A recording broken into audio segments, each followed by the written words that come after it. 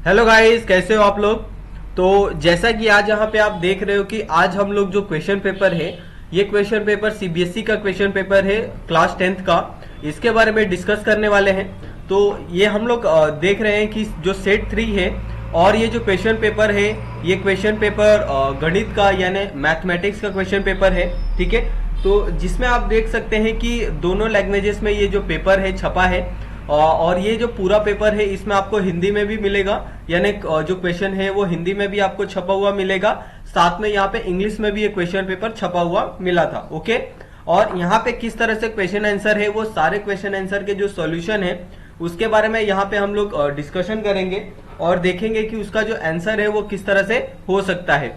ठीक है, और इसके लिए यहाँ पे आप देखोगे तो यहाँ पे आपको 40 मार्क्स का क्वेश्चन पेपर था। ठीक है, 40 मार्क्स के क्वेश्चन पेपर के लिए यहाँ पे आपको 2 घंटे का जो टाइम है वो अलॉट हुआ था। ओके, और यहाँ पे जो मैक्सिमम मार्क्स था वो 40 मार्क्स का ही था, यानी यहाँ पे आपको ऑप्शनल भी लेके यहाँ पे क्वेश्चन दिए थे और ये सारे मिला के आपको 40 मार्क्स से जो क्वेश्चन थे वो अटेम्प्ट करने थे। ठीक है, और यहाँ पे आप देखोगे तो यहाँ पे अलग अलग ये दिए थे, जैसे हम लोग देखते हैं नॉर्मल पेपर में अलग अलग सेक्शन होते हैं, उसी तरह से यहाँ पे भी सेक्शन दिए गए थे। ओके, तो यहाँ पे जो सबसे पहला जो सेक्शन था खंड क, ठीक है, तो हम लोग यहाँ पे खंड क में जितने भी क्वेश्चन है उसके आंसर को हम लोग यहाँ पे देखते हैं। ओके, उसी तरह से यहाँ पे इंग्लिश का जो सेक्शन ए है उसके अंदर आपको दिख रहा होगा कि यहाँ पे जो क्वेश्चन नंबर 1 है, ठीक है, यहाँ पे 6 क्वेश्चन है और ईच कैरी कितना 2 मार्क्स, यानी 6 मार्क्स के लिए क्वेश्चन है और हर एक क्वेश्चन कितने मार्क्स के लिए है, 2 मार्क्स के लिए है। ओके,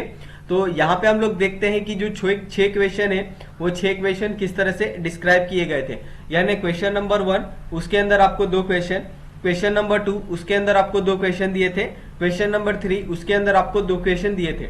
ओके, तो यहाँ पे इसी तरह से ये क्वेश्चन दिए गए थे और उसके अंदर से आपको सिर्फ कितने 6 मार्क्स के जो क्वेश्चन थे उसको सॉल्व करने थे। ठीक है, तो यहाँ पे आप देखोगे तो पहला जो क्वेश्चन था कि find the value of m for which of the quadratic equation m-1 x square plus 2 m-1 x plus 1 is equal to 0। Okay, तो आएगा यहाँ पे आंसर आएगा, यहाँ पे हमने ऑलरेडी सॉल्व करके रखा है, ये देख लो आप। तो m की जो वैल्यू आएगी वो a, तो यहाँ पे कॉर्डिनेट, तो यहाँ पे कॉर्डिनेट, तो यहाँ पे कॉर्डिनेट, तो यहाँ पे कॉर्डिनेट, तो यहाँ पे कॉर्डिनेट, तो यहाँ पे कॉर्डिनेट, तो यहाँ पे कॉर्डिनेट, तो यहाँ पे कॉर्डिनेट, तो यहाँ पे quadratic equation for the x किस तरह से सॉल्व करते हैं, x is equal to minus b plus minus under root 100 minus 84 upon 2 root minus 3। Okay, तो यहाँ पे ए बी सी आपको ये पता है कि किस तरह से करना है। ओके, तो यहाँ पे जो b है वो 10 है। ओके, उसके बाद ये जो 100 है वो 100 क्या है, यहाँ पे जो हम लोग b का स्क्वायर लेते हैं। ओके, तो b का स्क्वायर कितना हो जाएगा, 10 का square is equal to 100 minus 8 upon under root a, ठीक है, और 2 रूट ऑफ 3। ओके, तो इस तरह से यहाँ पे आपको ये पूरा जो इक्वेशन था उसको सॉल्व करना था और उसके हिसाब से आपका जो आंसर था वो आंसर लिखना था। ओके, उसके बाद अगर हम लोग सेकंड क्वेश्चन देखें, the product of the Rehan age in 5 years ago and his age 7 years from now in 1 more than twice his parents age, find the parent age। तो यहाँ पे जो इसके एज आएगी वो कितनी ईयर्स की होगी, 6 ईयर्स की होगी। ओके, उसके बाद थर्ड का जो क्वेश्चन था कि find the sum of the first 12 two digit number which are multiple of 6। ठीक है, तो यहाँ पे जो आंसर आएगा वो क्या था, 12, 18, 24। ये क्या है, मल्टीपल ऑफ 6 के हैं, यानी इनके बीच में जो डिफरेंसेस है वो कितने का है, 6 का डिफरेंसेस है। ओके, तो उसके बाद हमें क्या बोला था कि सम ऑफ फर्स्ट 12 डिजिट, तो सम ऑफ फर्स्ट 12 डिजिट का जो आंसर आएगा वो क्या आ जाएगा, 6, 24 plus 11 into 6 is equal to 540। Okay, तो इसका जो आंसर आएगा वो कितना आएगा, 540 आएगा। ओके, उसके बाद अगर हम लोग सेकंड क्वेश्चन की तरफ बढ़े तो यहाँ पे हमें एपी निकालने बोला था और A2 हमें ऑलरेडी दिया था, A2 की जो वैल्यू थी वो 26 थी और A15 की जो वैल्यू थी वो -26 थी। ठीक है, तो उसके बाद हमें क्या बोला था, यहाँ पे राइट द एपी लिखने के लिए कहा गया था। ठीक है, तो a plus b is equal to 26, 3d upon 3d is equal to -52, ठीक है, जिसमें a की जो वैल्यू थी वो कितनी 30 थी, तो 30, 26 और 22। तो इस तरह से क्या यहाँ पे क्या करना था, एपी को रिप्रेजेंट करना था। ओके, और ये सेम क्वेश्चन को यहाँ पे आपको हिंदी में भी देखने को मिलेगा, ठीक है। यानी अगर इंग्लिश में कोई कंफ्यूजन है तो आप क्या कर सकते हैं, हिंदी में भी वो क्वेश्चन को देख सकते हैं और उसको सॉल्व कर सकते हैं। ओके, तो ये आपके पास दोनों ऑप्शन यहाँ पे आपको दिए गए थे। उसके बाद अगर हम लोग नेक्स्ट क्वेश्चन की तरफ बढ़े तो नेक्स्ट क्वेश्चन आप देखोगे तो नीचे यहाँ पे आपको खंड ख यानी सेक्शन सेकंड है, उसके बारे में यहाँ पे दिया गया है, ठीक है। और उससे रिलेटेड जो सेक्शन 1 था उसमें आपको टोटल 6 क्वेश्चन दिए गए थे। तो जो 4th वाला क्वेश्चन है उसके आंसर को भी हम लोग देख लेते हैं, ठीक है। तो यहाँ पे जो आंसर आएगा, यहाँ पे आप देखोगे तो स्क्वायर ऑफ रेडियस दिया है, तो इसका स्क्वायर ऑफ रेडियस क्या आएगा 1/353.5 स्क्वायर इंटू आर। ओके, और इसका जो आंसर आएगा 126 आएगा। ओके, तो ये आप लोग चेक कर दो, find the number of cones so form, तो 126 आएगा इसका आंसर। ओके, उसके बाद अगर हम लोग 5th क्वेश्चन की बात करें, ठीक है, तो 5th जो आंसर क्वेश्चन का जो आंसर है आप यहाँ पे देख सकते हो, ठीक है। पहले तो आपको यहाँ पे एक जो रॉ डायग्राम होता है उसको फॉर्म करना था। किस तरह से, यहाँ पे आपको कॉन्सेंट्रिक सर्कल बोला था, यानी सेम सर्कल लेकिन छोटे बड़े होने चाहिए। एक का रेडियस 4 सेंटीमीटर है तो दूसरे का कितना 3 सेंटीमीटर होना चाहिए था।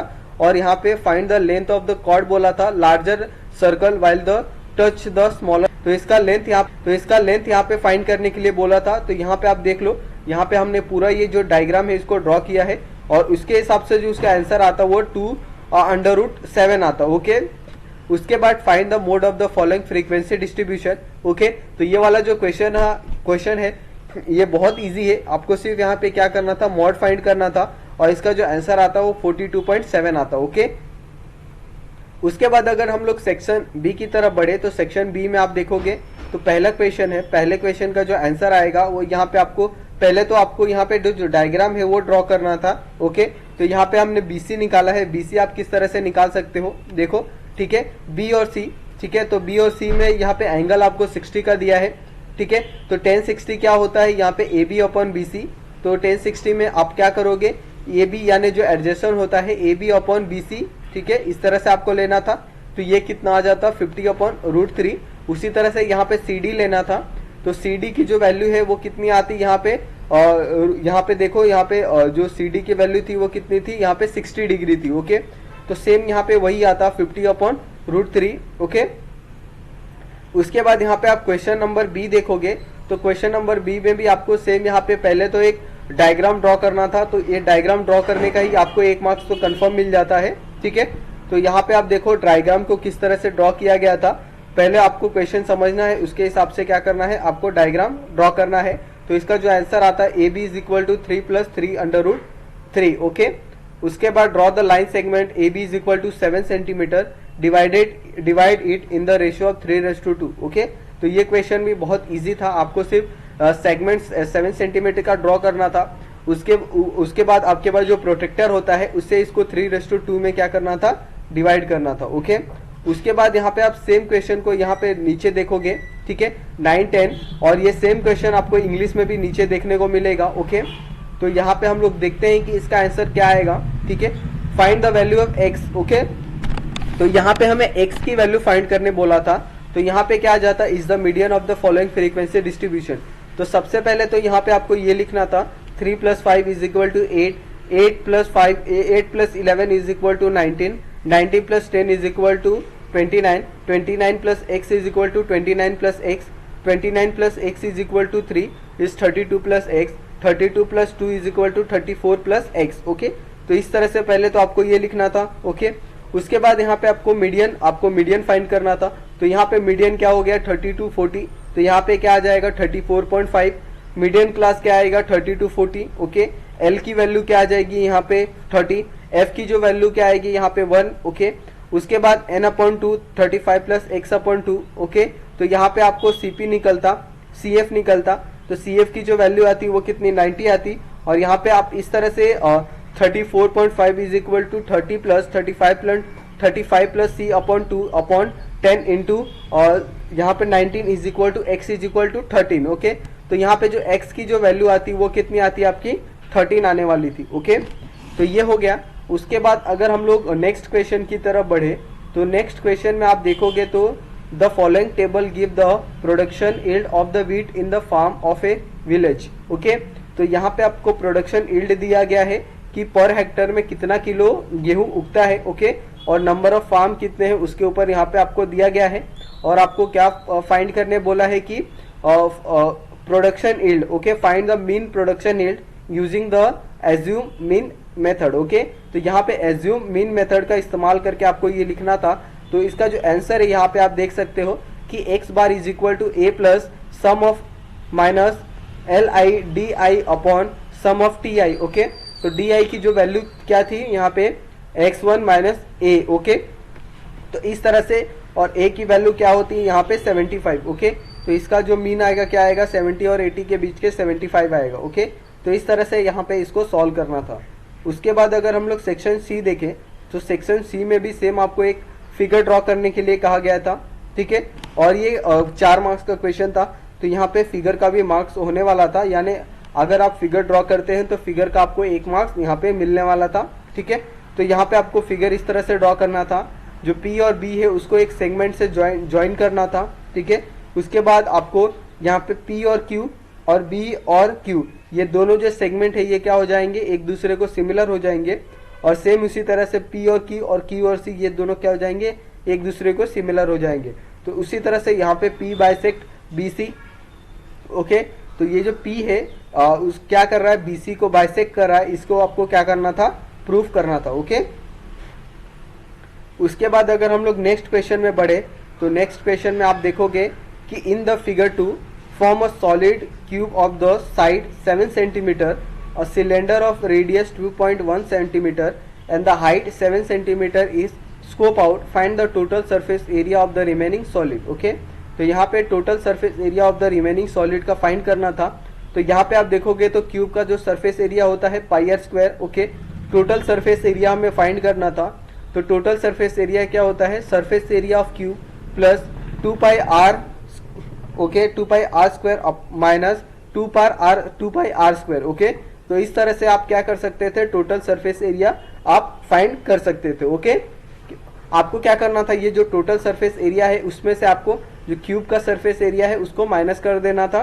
तो आपको जो बचा हुआ सरफेस एरिया है वो आपको यहाँ पे मिल जाता। ओके, उसके बाद अगर आप सेकेंड क्वेश्चन देखते हैं, well of diameter 5 centimetre is due 25 metre deep. यानी एक तो कुआं है हमारे पास, आपको पता है वेल क्या होता है, कुआं होता है, और वो 5 सेंटीमीटर क्या है, डायामीटर है उसका। ठीक है, यानी इसका जो डायामीटर है वो कितना है, 5 मीटर का, और जो उसका डेप्थ है वो कितना है, 24 मीटर का।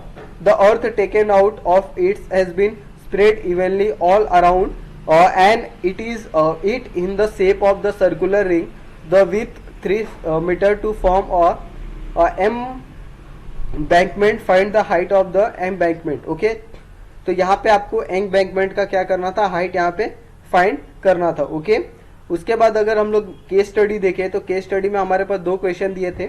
तो ये दोनों क्वेश्चन कितने कितने मार्क्स के थे यहाँ पे हम लोग देखते हैं। 2-2 मार्क्स, 4 मार्क्स का क्वेश्चन था केस स्टडी में। ओके, तो यहाँ पे आप देखोगे कि क्या क्वेश्चन पूछा था कि in mathematics relation can be express in the various way, the mathematics pattern are based on the linear relation, different strategy can be used to calculate the number of matchsticks used a different figure, one such pattern is shown below, observe the pattern and answer the following question using the arithmetic progression। okay, उसके बाद जो पहला question था, write the AP for the number of triangle used in the figure, also write the nth term of the AP। पहले तो यहाँ पे number of triangle यहाँ पे आपको फाइंड करने थे। तो नंबर ऑफ ट्राइंगल यहाँ पे कितने हो जाते, 1 2 3 4। ओके, तो यहाँ पे टोटल कितने 4 ट्राइंगल थे। उसी तरह से यहाँ पे 1 2 3 4 5 6 ट्राइंगल थे। यहाँ पे कितने 1 2 3 4 5 6 7 8, यहाँ पे 8 ट्राइंगल थे। ओके, तो ये हो गया। उसके बाद यहाँ पे क्या करना था, आपको नंबर ऑफ nth टर्म का AP फाइंड करना था। ठीक है, तो यहाँ पे क्या आ जाता है, यहाँ पे जो nth टर्म का AP था वो 2 + 2n = 6। इसी तरह से आपको ये AP फाइंड करना था। उसके बाद यहाँ पे आपको सेकेंड क्वेश्चन पूछा था कि which figure has the 61 match sticks. Okay, तो तो 61 मैट्रिक्स कौन से फिगर का है ये आपको क्या करना था, फाइंड करना था। तो यहाँ पे मैट्रिक्स हम लोग किस तरह से फाइंड कर सकते हैं, ठीक है, 61 बोला है, ओके। तो ये आपको याद रखना है। और ये जो इसका ये है ये कितने है यहाँ पे ट्राइंगल, 8 ट्राइंगल है। तो यहाँ पे मैट्रिक्स क्या होता है, यहाँ पे देखो 1 2 3 4 5 6 7 8 9 10 11 12, ओके। तो यहाँ पे कितने टोटल 12 है, 1 2 3 4 5 6 7 8 9 10 11 12, ओके। यहाँ पे 1 2 3 4 5 6 7 8 9 10 11 12 13 14 15 16 17 18 19, यहाँ पे 19 है। और यहाँ पे कितना आएंगे 26, ओके। तो इसी तरह से यहाँ पे n इज इक्वल टू 8 आएगा आपका आंसर। तो n 8 का जो वैल्यू है वो कितना आएगा यहाँ पे 26। तो जो इसका n की जो वैल्यू आएगी वो 8 आएगी। तो यानी जो फिगर 3 है उसका जो मैट्रिक्स है वो कितना आएगा 61, ओके। उसके बाद यहाँ पे अगर हम लोग सेकेंड क्वेश्चन की तरफ देखें तो सेकेंड क्वेश्चन भी आपको यहाँ पे दिया गया है, ठीक है। तो यहाँ पे क्या दिया है, Gadisar lake is located in the Jaisalmer district of Rajasthan, ठीक है। It was build by the king of Jaisalmer and the rebuilt by the Garsi Singh in the 14th century. The lake has the many chhatris, one of them is son below, okay. तो यहाँ पे आप देख रहे होगे छतरी बहुत सारे यहाँ पे दिखने को मिलते हैं, यानी जो गुम्बद होता है उसको हम लोग बोलते हैं, ठीक है। तो यहाँ पे आपको क्या पूछा था, observe the figure from the point AHM above the from the water level. यानी यहाँ पे पहले तो आपको यहाँ पे A, C और B ये तीनों पॉइंट को क्या करना था, ज्वाइन करना था, ठीक है। इसका मतलब क्या था कि यहाँ से जो गुम्बद का यहाँ पे हाइट है वो कितना है 10 मीटर है। तो सेम हाइट का यहाँ पे क्या बनेगा, यहाँ पे शेडो बनने वाला है। तो ये भी इसका जो हाइट है वो कितना हो गया 10, ओके। तो ये दोनों तो 10 हो गया। उसके बाद यहाँ पे जो एंगल फॉर्म होने वाला है वो कितना का था 60 का, ठीक है। यहाँ पे देखो आप 45 का जो पॉइंट है वो ऊपर की तरफ फॉर्म होगा और सी की तरफ कितना 60 का होगा। तो draw a well label figure based on the above information, और उसके लिए कितने मार्क्स थे आपको, 2 मार्क्स थे, ओके। तो यहाँ पे अगर आपने सिर्फ फिगर भी ड्रॉ किया था इस तरह से तो आपको 2 मार्क्स यहाँ पे मिलने वाले थे, ओके। उसके बाद सेकेंड क्वेश्चन था कि सॉरी गाइस यहाँ पे आप देख सकते हो कि सेकेंड क्वेश्चन क्या था, find the height of the point A above the water level, okay. तो यहाँ पे हाइट आपको फाइंड करना था यूजिंग √3 का वैल्यू यानी 1.73। तो हाइट की जो वैल्यू आएगी वो कितनी आएगी 5 3 - 2 √3 + 1, ओके। तो ये हमारा क्या था, हाइट का जो वैल्यू था वो यहाँ पे आने वाला था, ठीक है।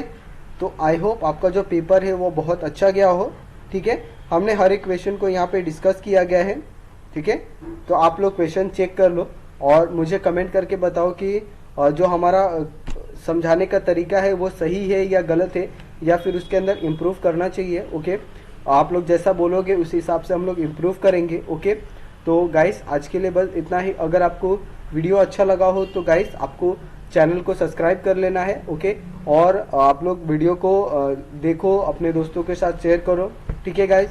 Thank you so much guys video देखने के लिए। मिलते हैं नेक्स्ट वीडियो में नए पेपर के साथ।